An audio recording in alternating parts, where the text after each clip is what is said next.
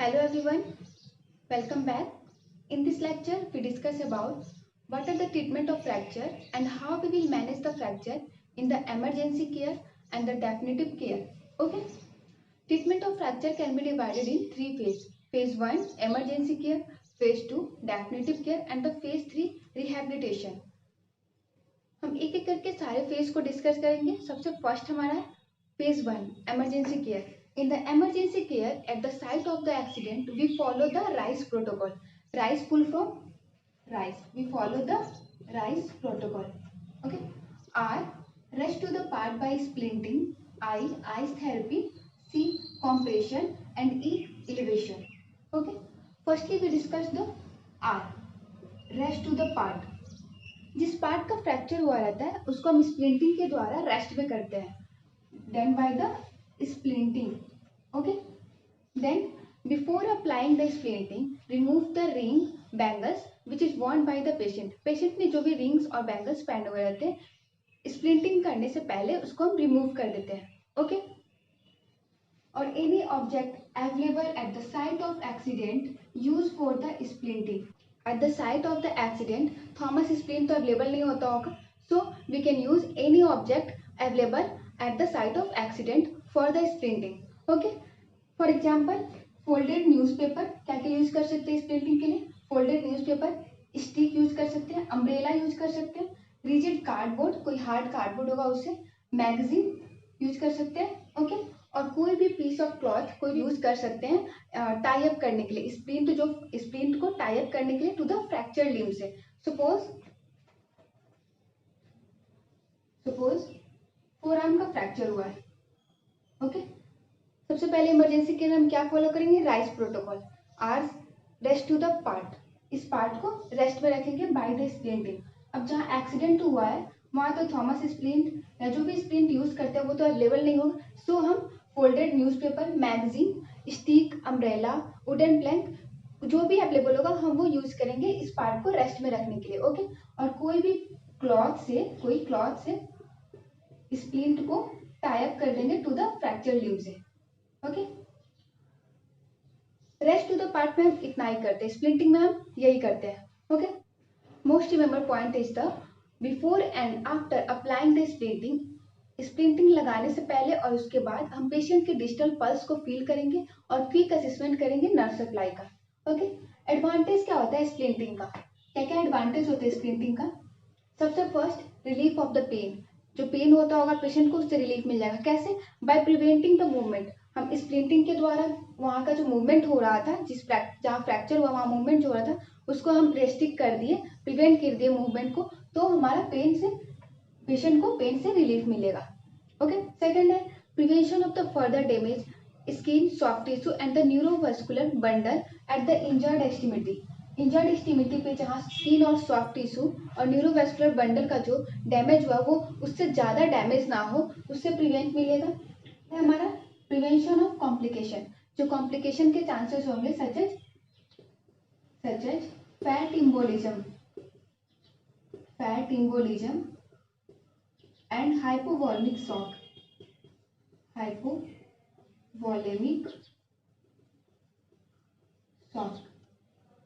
Okay. So prevention of complications such as fat embolism and hypovolemic shock. Fourth point है transportation of the patient made easier. ये हमारा था advantage of the splinting. First, relief of pain. The second, prevention of the further damage skin, soft tissue and the neurovascular bundle at the site of injury. Okay. And prevention of complication, जो complication होने के chance रहेंगे उससे prevent मिलेगा, such as the fat embolism and the hypovolemic shock. And the last one is transportation of the patient made easier. Okay. At the site of accident हमने क्या follow किया? Rice protocol में सबसे पहले are क्या था हमारा? Rest to the part. जिस पार्ट का फ्रैक्चर हुआ है उसको हम रेस्ट में रखेंगे बाय द स्प्लिंटिंग से. ओके. और नेक्स्ट हमारा आई से क्या होता है हमारा? Ice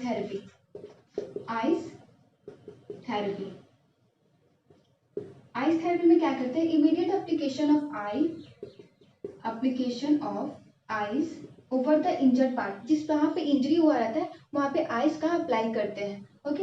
application of ice over the injured part. Okay.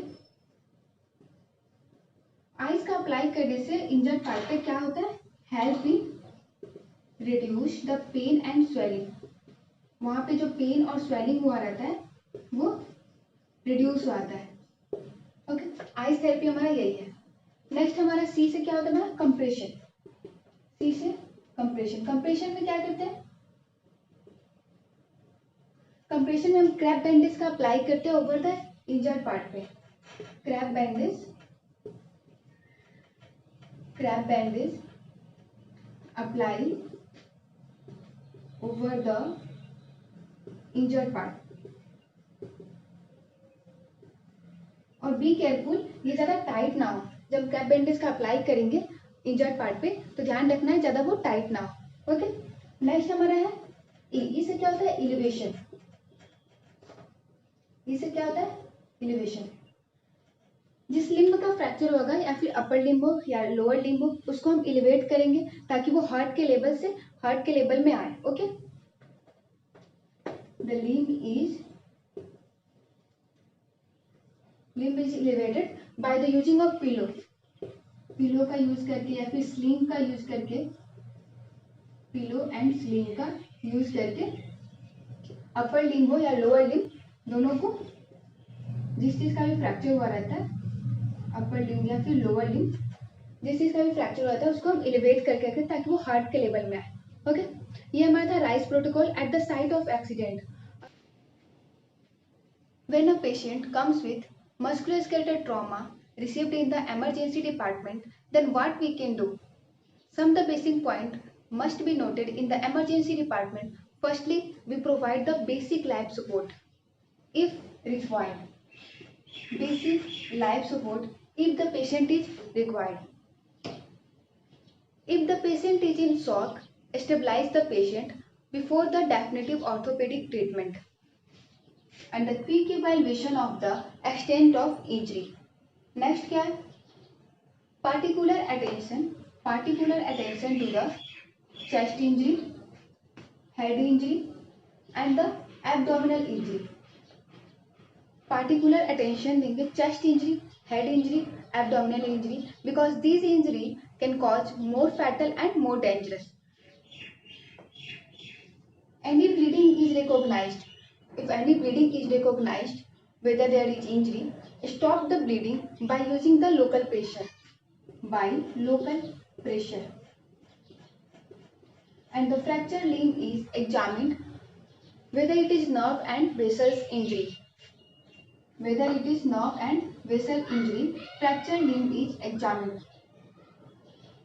As soon the patient general condition is stable, the limb is splinted by using the Thomas splint, inflatable splint and the head halter splint. Any type of splint uses limb is splinted. After the splintage, the patient made comfortable by giving the intramuscular analgesic. Intramuscular analgesic. In a case patient with suspected head injury, avoid the narcotic analgesic. Most remembered point, अब if the patient is head injury, avoid the narcotic analgesic. Narcotic analgesic patient को नहीं देंगे, avoid करेंगे अगर patient head injury से suspected है तो. Okay, broad spectrum antibiotic given.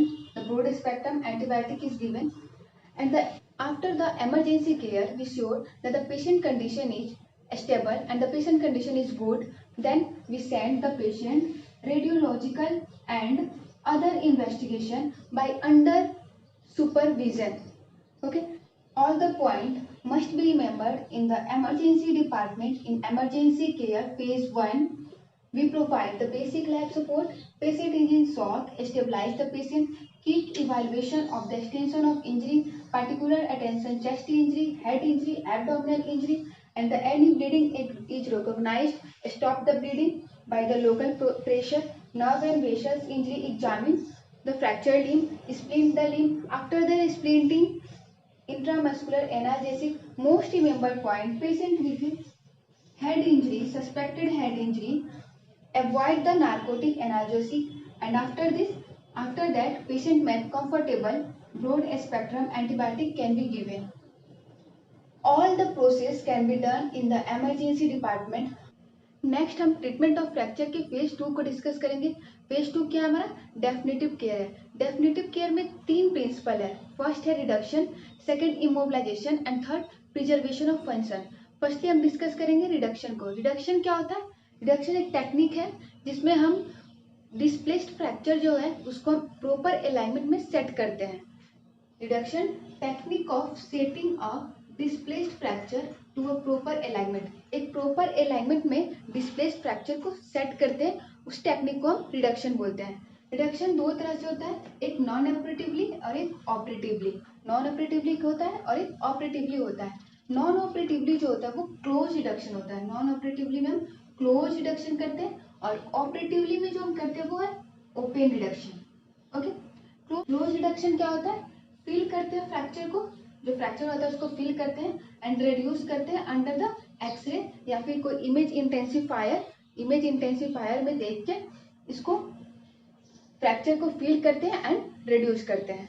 Okay, कुछ फ्रैक्चर में हमें इमोबिलाइजेशन का जरूरत पड़ता है। सम फ्रैक्चर नीड इमोबिलाइजेशन। इमोबिलाइजेशन कौन सा? पीओपी एंड ब्रेस या फिर बैंडेज। ये होता है हमारा क्लोज रिडक्शन। क्लोज रिडक्शन में क्या करेंगे?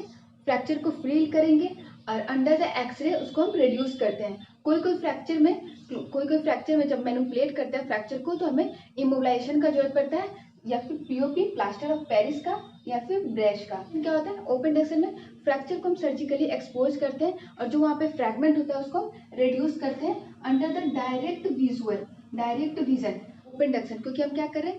सर्जिकली उसको एक्सपोज करते हैं, तो ये इसलिए ओपन रिडक्शन है। क्लोज रिडक्शन क्या है? क्लोज रिडक्शन को बस फील करते हैं, वहाँ के सॉफ्ट टिश्यू जो होते हैं स्किन या फिर सॉफ्ट टिश्यू उसको हम फील करते हैं और फिर वहाँ के फ्रैक्चर फ्रैगमेंट को रिड्यूस करते हैं एक्सरे में देख के, वहाँ पे इमेज इंटेंसिफायर होता है उसमें देख के। ओके, ये होता है क्लोज रिडक्शन और ये हमारा ओपन रिडक्शन। ओपन रिडक्शन में जब हम फ्रैक्चर फ्रैगमेंट को रिड्यूस कर देते हैं तो हमें क्या जरूरत पड़ता है? उस फ्रैक्चर फ्रैगमेंट को रिड्यूस करने के बाद से हम उस पोजीशन को मेंटेन करने के लिए इंटरनल फिक्सेशन का जरूरत पड़ता है। क्या हुआ? पहले हम ओपन रिडक्शन किए, फ्रैक्चर फ्रैगमेंट को रिड्यूस किए, ओपनली किए, सर्जिकली फ्रैक्चर को एक्सपोज किए, वहाँ का जो फ्रैगमेंट था उसको रिड्यूस किए, तो ये हमारा हुआ ओपन रिडक्शन। उस पोजीशन को मेंटेन करने के लिए हम क्या करते हैं? Internal fixation. कुछ फिक्सेशन का जरूरत पड़ता है, वो इंटरनल फिक्सेशन। तो दोनों को कंबाइन करके open reduction, internal fixation, then बनता है हमारा ओरिफ। ओपन रिडक्शन है, इंटरनल फिक्सेशन। ओके, ये होता है ओपन रिडक्शन। ओपन रिडक्शन क्या है? क्लोज रिडक्शन क्या है? समझ में आया? ये हमारा होता है रिडक्शन। दो तरह का फ्रैक्चर होता है, एक intra articular fracture, extra articular fracture.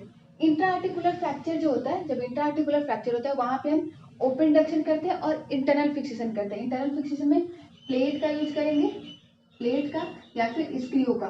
और एक्स्ट्रा आर्टिकुलर जब फ्रैक्चर होता है, एक्स्ट्रा आर्टिकुलर फ्रैक्चर हुआ, क्लोज रिडक्शन किया एंड देन पीओपी। ओके, अगर ये सक्सेस नहीं होता है तो लोअर लिम्ब के केस में क्लोज रिडक्शन ही करेंगे, साथ साथ इंटरनल फिक्सेशन करेंगे। इंटरनल फिक्सेशन में क्या यूज करेंगे? रड्स का या फिर नेल्स का। ओके, और इंसर्ट करेंगे डिफरेंट साइड में।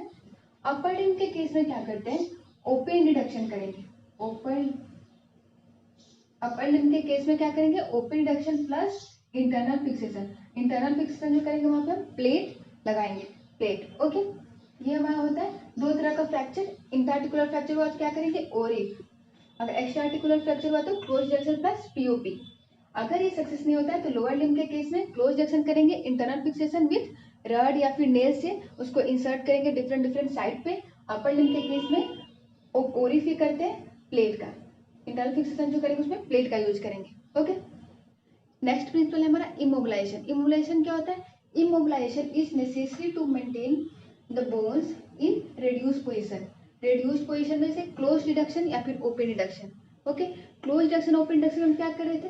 जो फ्रैक्चर फ्रैगमेंट है उसको रिड्यूस कर रहे थे, तो उस पोजीशन को मेंटेन करने के लिए इमोबिलाइजेशन का जरूरत होता है। ओके, तो वो हम इमोबिलाइजेशन करते हैं। ओके, इमोबिलाइजेशन जो होता है वो दो मेथड से होता है, एक ऑपरेटिव, नॉन ऑपरेटिवली और ऑपरेटिवली। नॉन ऑपरेटिवली जो होता है वो उसमें स्ट्रैपिंग का यूज करते हैं, स्लिंग का यूज करते हैं, कास्ट इमोबिलाइजेशन का यूज करते हैं। कास्ट इमोबिलाइजेशन में पीओपी का।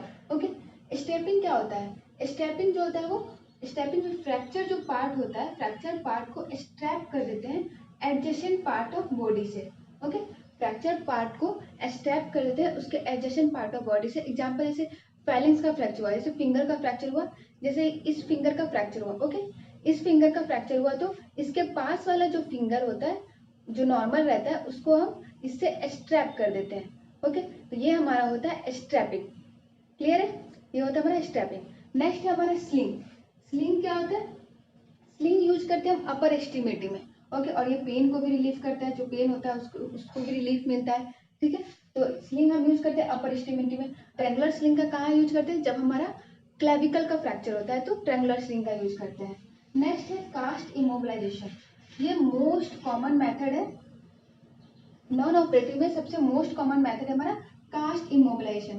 कास्ट इमोबिलाइजेशन में पीओपी, प्लास्टर ऑफ पेरिस का यूज करते हैं। जो प्लास्टर ऑफ पेरिस होता है वो जिप्सम सॉल्ट होता है। प्लास्टर ऑफ पेरिस जो होता है वो जिप्सम सॉल्ट होता है।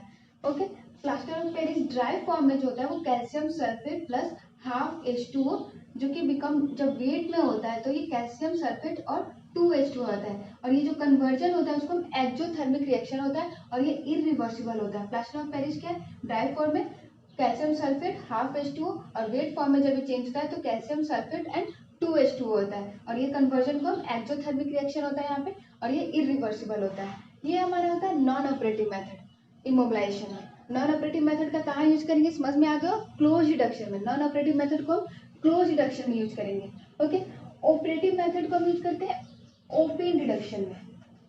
ओपन रिडक्शन में वहां भी यूज करते हैं जहां क्लोज रिडक्शन फेल हो गया है। क्लोज रिडक्शन करते हैं लेकिन वो सक्सेस नहीं होता है तो हम ऑपरेटिव मेथड का यूज करते हैं इमोबिलाइजेशन में। ठीक है, नॉन ऑपरेटिव समझ में आ गया। ऑपरेटिव क्या है? ऑपरेटिव मेथड में फिक्सेशन का यूज करते हैं। दो तरह का फिक्सेशन होता है, एक internal fixation, external fixation. Internal fixation क्या होता है? इंटरनल फिक्सेशन में फ्रैक्चर को हम इंटरनली फिक्स करते हैं। एग्जांपल जैसे स्टील वायर। स्टील वायर जो होता है हम यूज करते हैं इसका स्मॉल फ्रैक्चर, जब स्मॉल फ्रैक्चर यहाँ हुआ था वहाँ पे हम स्टील वायर का यूज करते हैं। इंटरमेडलरी नेल, इंटरमेडलरी नेल क्या होता है? ये स्टेनलेस स्टील होता है, इसको हम इस नेल को हम इंट्रोड्यूस करते हैं medullary cavity of the long bone. Long bone का जो मेडलरी कैविटी होता है, जैसे ये बोन हो गया।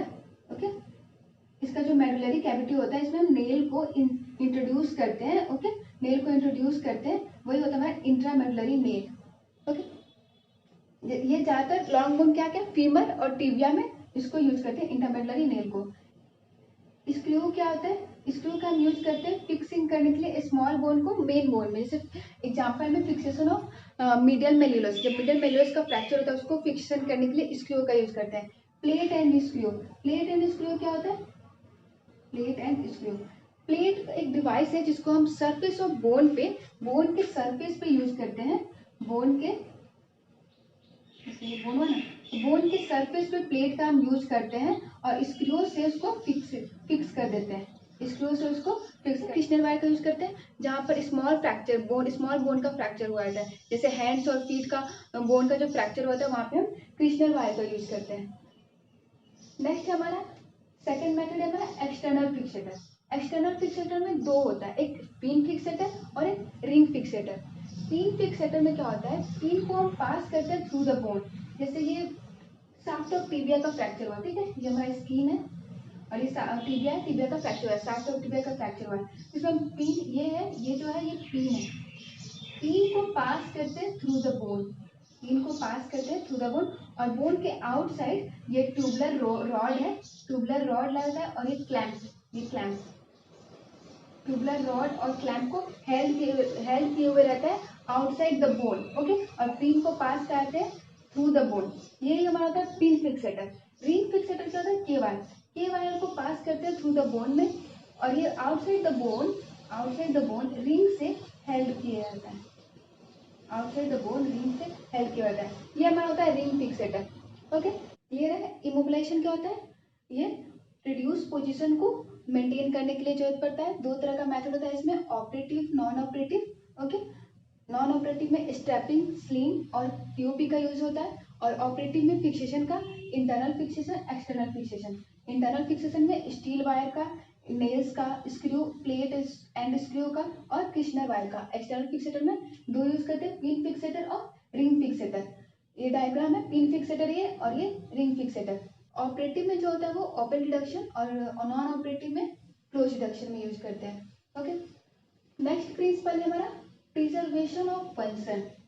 Preservation of function, preservation of function में क्या होता है, जो फ्रैक्चर के टाइम में जो फंक्शन हमारा अपर लिम्ब का लोअर लिम्ब का जो फंक्शन लॉस हो गया रहता है उसको रिगेन करने के लिए हम इस प्रिंसिपल को फॉलो करते हैं। ओके, प्रिजर्वेशन ऑफ फंक्शन में थ्रू आउट द ट्रीटमेंट, जब से ट्रीटमेंट स्टार्ट होता है इवन द इमोबिलाइजेशन फेज में भी हम फिजियोथेरेपी रिकमेंडेड करते हैं पेशेंट को, ताकि उसका जो पोजीशन, जो उस लिम्ब का फंक्शन था वो जो लॉस्ट हो गया था वो मेंटेन हो जाए, उसका फंक्शन रिगेन हो जाए, उसके लिए हम फिजियोथेरेपी रिकमेंडेड करते हैं फंक्शन को प्रिजर्व करने के लिए।